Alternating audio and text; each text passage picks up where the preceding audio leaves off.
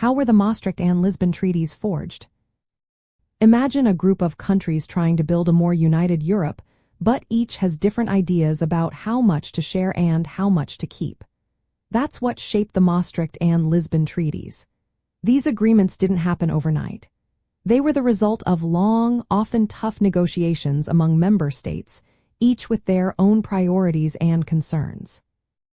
The Maastricht Treaty, signed in 1992 in the Netherlands, was born out of years of discussion about deepening cooperation beyond just trading. Back then, Europe was changing fast after the Cold War ended, and countries wanted to work closer together on economics, security, and law. The process started in the late 1980s when the European Community, the predecessor to the European Union, wanted to create a single currency and stronger political ties. Leaders held two big meetings in 1990, one focused on economic and monetary union, and the other on political cooperation. These talks were intense, with countries negotiating over issues like sovereignty and economic rules. Finally, in December of 1991, the European leaders agreed on the treaty at the European Council meeting in Maastricht. It was signed in February 1992 and came into effect in November of the same year after all countries ratified it. The treaty created the European Union, which was built on three main pillars: economic cooperation, foreign policy, and justice and security. It introduced the idea of European citizenship and set the stage for the euro, the common currency. It also increased the power of the European Parliament, giving it a bigger say in laws. The treaty also created new institutions like the European Central Bank, responsible for managing the euro. But not everyone was happy. Some countries faced legal challenges and debates about how much power they should give up.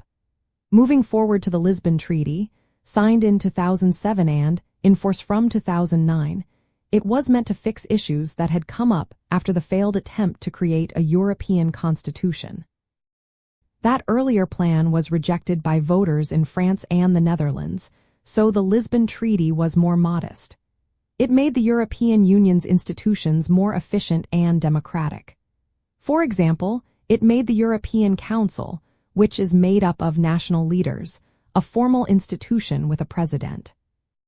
It also reduced the size of the European Commission, the executive body, and expanded voting rights in the Council of the European Union, making decision-making faster.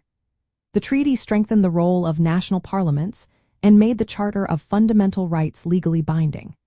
It also created the position of High Representative for Foreign Affairs and Security Policy, giving the EU a clearer voice on the world stage. Like the Maastricht Treaty, the Lisbon Treaty faced some hurdles. Ireland, for example, had to hold a second referendum after initially rejecting it. Both treaties show how difficult it can be to balance national sovereignty with the desire for a united Europe. They were shaped by the political realities of their times, with compromises made to keep everyone on board. The Maastricht Treaty laid the groundwork for the euro and political cooperation, while the Lisbon Treaty aimed to make the EU more effective and responsive. These agreements continue to influence how Europe faces new challenges today, from economic crises to security issues.